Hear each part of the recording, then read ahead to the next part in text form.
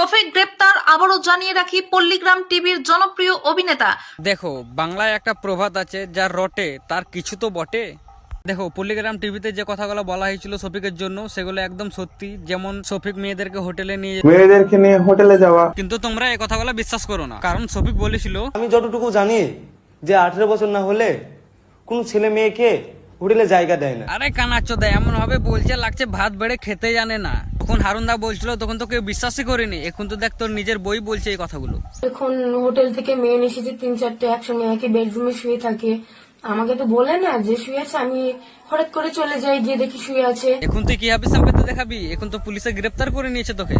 এই মুহূর্তে সব থেকে বড় খবর, এক জনপ্রিয় ফেসবুক চ্যানেলের সকলের জনপ্রিয় এক নাবালক হিরো সহ আরো একজনকে গ্রেফতার করলো রেজিনগর থানার পুলিশ।